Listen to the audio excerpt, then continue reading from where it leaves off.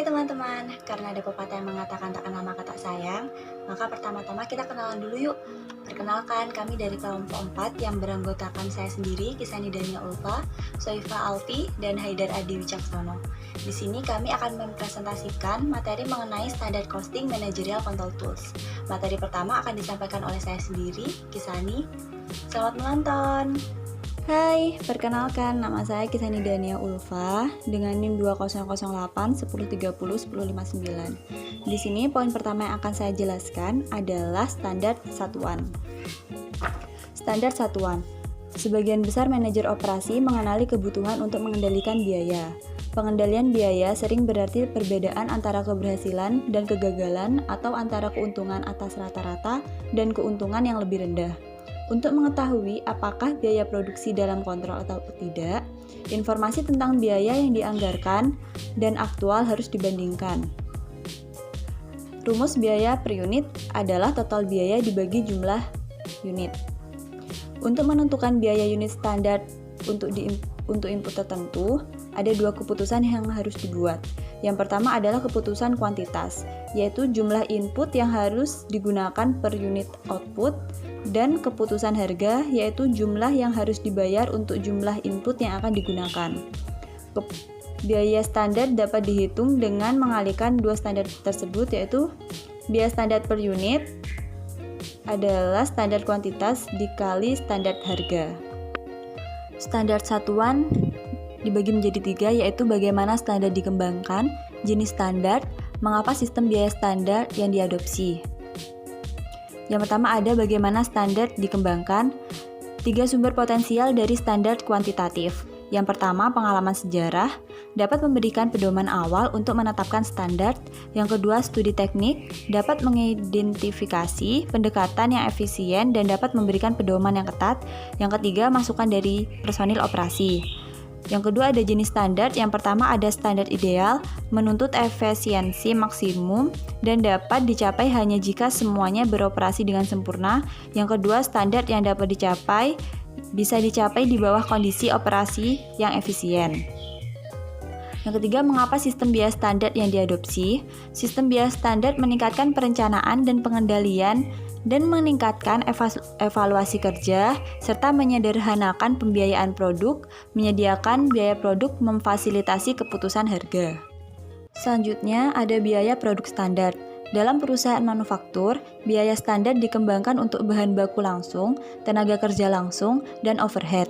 Standar cost sheet menyediakan data produk yang diperlukan untuk menghitung biaya satuan standar. Standar cost sheet juga menunjukkan jumlah setiap masukan yang harus digunakan untuk memproduksi satu unit output. Standar satuan kuantitas dapat digunakan untuk menghitung jumlah total input diperbolehkan untuk output aktual. Perhitungan ini merupakan komponen penting dalam menghitung varian efisiensi atau selisih antara biaya aktual dan direncanakan untuk tingkat aktual aktivitas. Manajer harus mampu menghitung kuantitas standar bahan diperbolehkan atau SQ dan jam standar diperbolehkan atau SH untuk output aktual. Selanjutnya, menghitung standar kuantitas yang diperbolehkan. Di sini terdapat contoh soal, yaitu asumsikan 100.000 bungkus keripik jagung diproduksi selama minggu pertama bulan Maret. Standar kuantitasnya adalah 18 ons jagung kuning per bungkus dan standar kuantitas unit untuk operator mesin adalah 0,01 jam per bungkus yang diproduksi. Pertanyaannya, berapa banyak jagung kuning dan berapa jam operator harus digunakan untuk output aktual dari 100.000 bungkus? Penyelesaiannya adalah SQ, yaitu unit quantity standar dikali aktual output yang menghasilkan 1.800 ons. Kemudian ada SH, yaitu unit labor standar dikali aktual output yang menghasilkan 1.000 direct labor hours. Selanjutnya, analisis varian, gambaran umum. Biaya input aktual dapat dihitung sebagai actual cost, yaitu actual price per unit dikali actual quantity of input use. Juga memungkinkan untuk menghitung biaya yang seharusnya dikeluarkan untuk tingkat aktual aktivitas dengan cara mengalihkan jumlah input yang diperbolehkan, baik bahan baku maupun tenaga kerja, untuk output aktual dengan harga standar input. Kemudian plain cost, yaitu standard price per unit dikali standard quantity of input allowed for the actual output. Kemudian juga ada total budget variance, adalah perbedaan antara biaya aktual input dan biaya yang direncanakan. Total varian adalah actual cost dikurangi planned cost. Karena tanggung jawab untuk deviasi dari harga yang direncanakan cenderung dialokasikan dalam pembelian atau departemen personalia dan tanggung jawab untuk deviasi dari pemakaian input yang direncanakan cenderung dialokasikan di departemen produksi. Maka penting untuk memisahkan total varian menjadi varian harga dan pemakaian kuantitas. Kenalkan, nama saya Saifah Alfi Ramadhani, NIM 200808301057 dari kelompok 4. Selanjutnya kita akan membahas tentang varian harga dan varian pemakaian. Varian harga adalah perbedaan antara harga aktual dengan harga yang dianggarkan dikali dengan kuantitas input aktual. Varian harga memiliki rumus AP dikurangi SP dikali dengan AHI. Varian harga kadang-kadang disebut juga varian input atau varian tingkat upah, terutama apabila mengacu pada varian harga untuk tenaga kerja langsung. Selanjutnya, varian pemakaian, yaitu perbedaan antara kuantitas input aktual yang digunakan dan kuantitas input yang dianggarkan untuk membuat output aktual dikali dengan harga yang dianggarkan. Rumus untuk varian pemakaian adalah AHI dikurangi SHI dikali dengan SP. Varian pemakaian kadang disebut juga dengan varian efisiensi. Dari rumus-rumus tersebut didapatkan rumus untuk total varian, yaitu AP dikali dengan AHI dikurangi SP dikali SHI. Dari perhitungan tersebut, apabila harga atau kuantitas aktual kurang dari standar, maka variansi dianggap menguntungkan atau favorable. Dan sebaliknya, jika harga atau kuantitas aktual lebih dari standar, maka variansi dianggap tidak menguntungkan atau unfavorable. Analisa varian biaya produksi memiliki 3 komponen. Yang pertama adalah analisis varians bahan baku, yaitu selisih biaya yang disebabkan oleh adanya perbedaan antara biaya bahan baku yang sesungguhnya terjadi dengan biaya bahan baku standar. Selisih biaya ini disebabkan oleh adanya perbedaan harga sesungguhnya dengan harga standar dan antara kuantitas sesungguhnya dengan kuantitas standar. Yang pertama, kita akan membahas tentang menghitung total varian bahan baku. Diberikan contoh hasil aktual pada minggu pertama bulan Maret. Produksi aktualnya 48.500, biaya aktual jagungnya 11.700, biaya aktual inspeksi tenaga kerjanya 3.006. Hitunglah total varian untuk jagung pada minggu pertama bulan Maret. Cara penyelesaiannya adalah biaya aktual AP dikali dengan AHI sama dengan 11.700. Didapatkan dari 780.000 ons dikali dengan 0,015. Lalu biaya yang dianggarkan SP dikali dengan SHI sama dengan 0,01 dikali 873.000 sama dengan 8.730. 873.000 didapatkan dari 18 dikali 48.500 dan didapatkan total varian sebesar 2.970. Selanjutnya kita akan membahas variansi bahan baku langsung.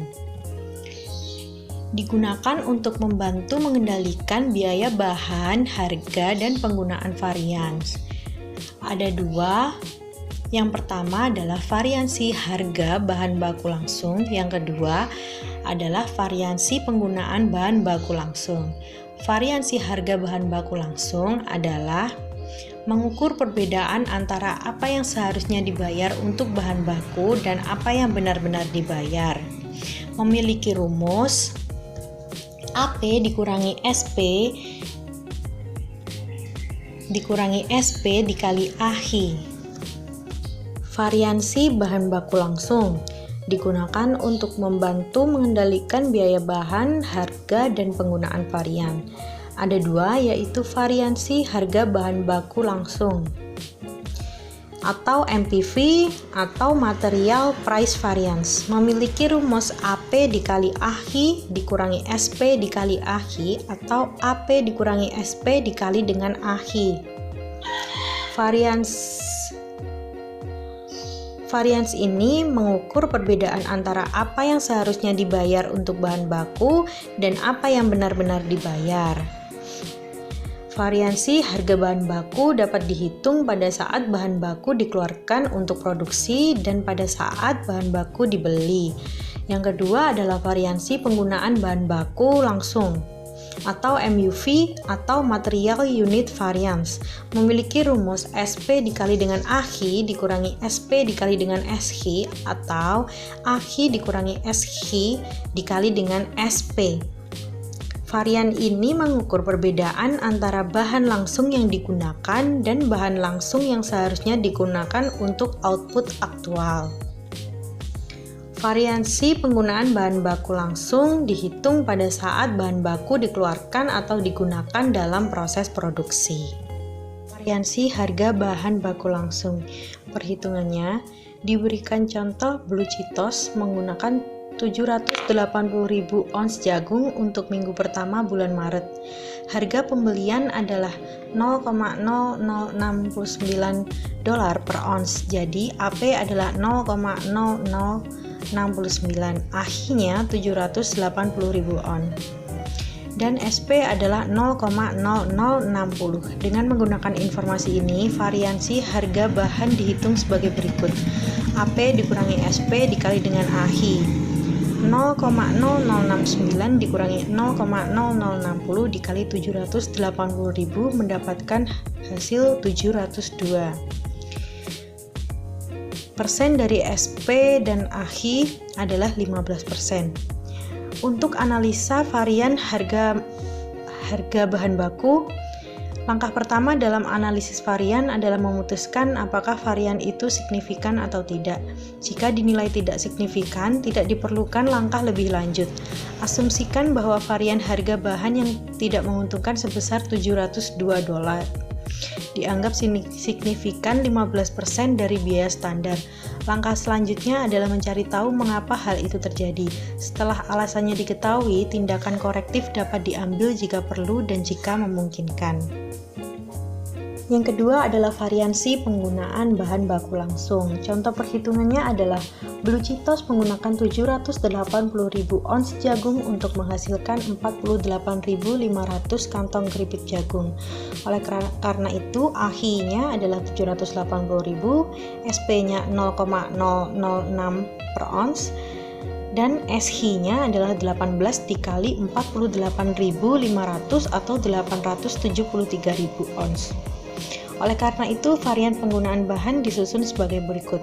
AHI dikurangi SHI dikali dengan SP. 780.000 dikurangi 873.000 dikali dengan 0,006. Didapatkan hasil 558. Persen dari SHI dan SP adalah 10,7%.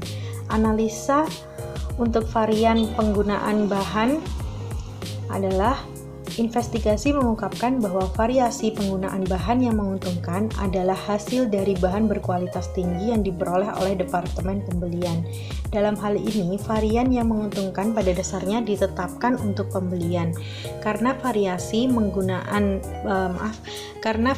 penggunaan material lebih disukai, tetapi lebih kecil dari varian harga yang tidak menguntungkan. Hasil keseluruhan dari perubahan pembelian tidak dapat dipercaya. Kedepan manajemen harus mengupayakan kembali pembelian bahan kualitas normal. Jika varian keseluruhan menguntungkan, diharapkan respon yang berbeda. Jika varian yang menguntungkan diharapkan tetap ada, bahan berkualitas lebih tinggi harus dibeli secara teratur dan standar harga dan kuantitas direvisi untuk mencerminkannya.